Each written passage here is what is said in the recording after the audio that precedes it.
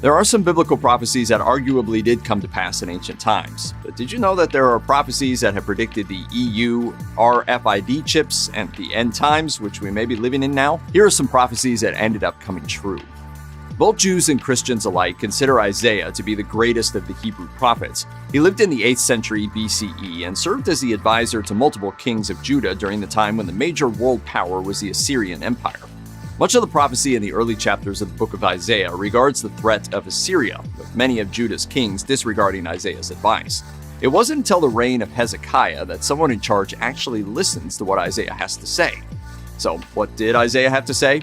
Well, around 701 BCE, the Assyrian king Sennacherib laid siege to Judah and captured its cities. A panicked Hezekiah asked Isaiah for advice, and the prophet told him to do nothing because the siege would fail. And this turned out to be right. For unknown reasons, hundreds of thousands of Assyrian soldiers died, and Sennacherib returned home.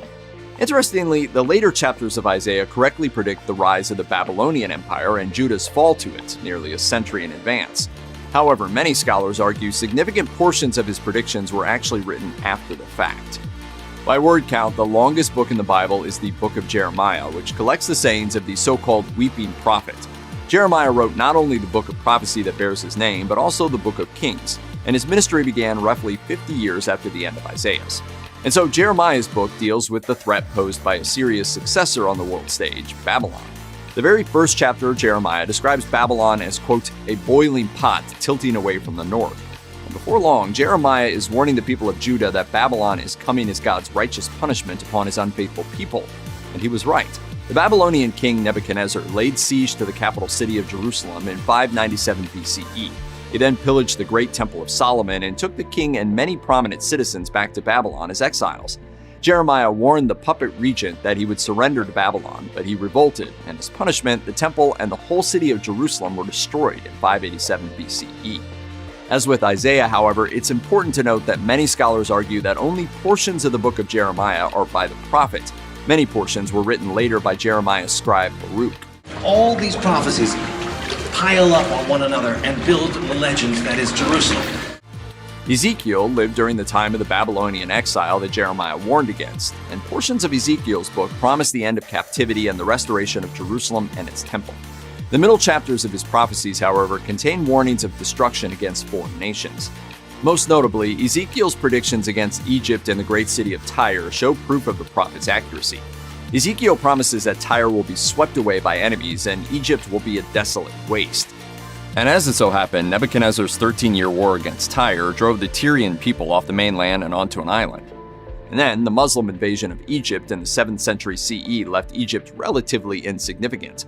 Skeptics argue, of course, that these interpretations are a stretch, as neither Tyre nor Egypt were left these smoldering ruins promised by Ezekiel. The Assyrian conquest of the northern kingdom of Israel in 722 BCE saw many Israelites banished from their homes and scattered about the Middle East. This scattering of the Jewish people worsened in the age of the Babylonian exile in the 6th century BCE and reached its final tipping point with the Roman conquest of Jerusalem in 70 CE. The Romans destroyed the Second Temple, crushed the Judean state, and drove the Jewish people from their homes. As a result, a lot of Hebrew prophecy concerns the restoration of Israel and the Jewish people. The latter chapters of Ezekiel promise that Jerusalem and its temple will be rebuilt, and the people who'd been scattered will be brought back home. The middle chapters of Jeremiah promise restoration for Israel and Judah. Some would argue that these prophecies were predicting the period after the Babylonian exile and during the Second Temple period of Judah. However, others argue that these prophecies reference the modern state of Israel, which in turn warns of the approaching end times. For Jews, that would include the Messianic age, and for Christians, that would include the second coming of Christ. Whatever you do or do not believe about the Jewish or Christian Judgment Day, it's certainly true that some prophets say Israel would exist again, and it currently does. The biblical figure of Daniel, the guy from the lion's den, was among the noble citizens of Judah who were taken to Babylon during the exile. His clean living and uncanny ability to interpret dreams guaranteed him a position of power in the court of Nebuchadnezzar. There, he predicted Babylon's doom.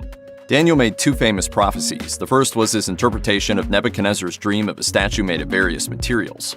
The second was a vision of a ghostly hand writing on the wall at King Belteshazzar's feast. Both of these prophecies predicted that Babylon would fall to the Persians, which would subsequently fall to the Greeks, who would then be superseded by the Romans. As this was indeed the succession of power in that part of the world, many people take the fulfillment of Daniel's prophecy as proof of the accuracy of the Bible. The rebuttal to this is, of course, that most scholars agree that the book of Daniel was actually written centuries after the Babylonian exile, and Daniel's foresights were actually hindsights. Prophets Isaiah, Jeremiah, and Ezekiel are considered the major prophets thanks to their weighty passages of doom against the world's greatest empires.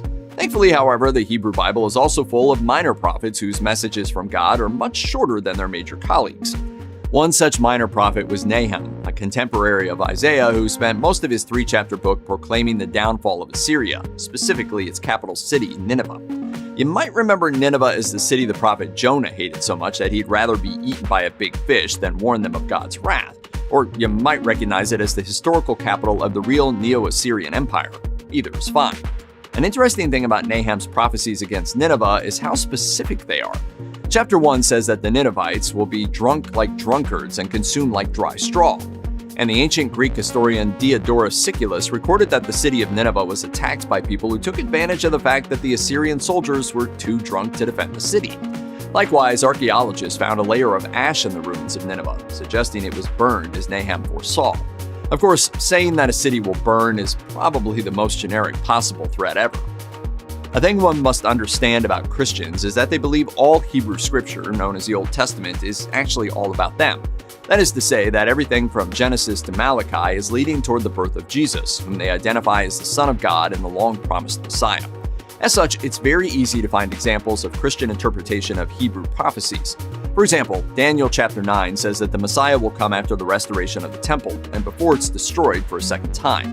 Well, historical Jesus did live during the Second Temple period. Genesis 49 claims that the tribe of Judah would retain power until the coming of the Messiah.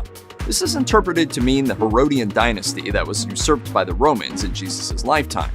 And Isaiah chapter 1 claims that the Messiah will be a descendant of the royal line of David.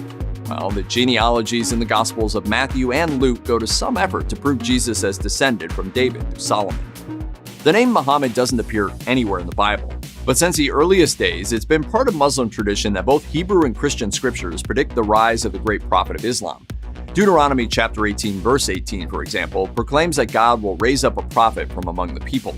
And Muslim scholars have long interpreted this to mean the people of Ishmael, who was the son of Abraham and who is considered the ancestor of the Arab people. Likewise, Deuteronomy chapter 33 verse 2 describes God shining forth from 3 places, Sinai, Seir, and Mount Paran. The Muslim understanding is that Sinai refers to the advent of Moses, Seir to the rise of Jesus, and Paran is considered to be Mecca, and so points to the coming of Muhammad. Similarly, John chapter 14 claims God sent an advocate, which is understood by Christians to be the Holy Spirit that descended on the apostles after Jesus' ascension. Muslims, however, interpreted this to mean a comforter sent by God, namely Muhammad. It was believed that this comforter would clear up the misconceptions brought about by the incomplete teachings of the Hebrew and Christian scriptures, and this was to be accomplished through the Quran. The Apocalypse of John, better known as the Book of Revelations, has captivated imaginations for centuries with its terrifying visions of angels, dragons, beasts, and horsemen. Some Christians even interpret the book as a prophecy for the end times. Many have sought evidence of the modern world in John's apocalyptic visions, including signs of modern technology that they can use to prove the end of the world is coming.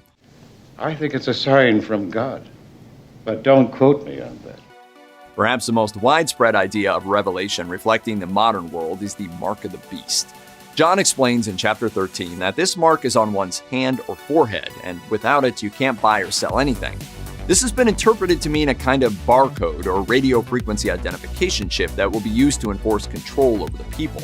Similarly, some Christians claim that the reference in chapter 11 to how people of all nations will be able to see dead bodies almost instantly hints at live, globe-spanning communication and the 24-hour news cycle. And of course, a popular detail among conspiracy theorists is that the beast is supposed to arise from a European power even bigger than the Roman Empire, widely interpreted as the European Union.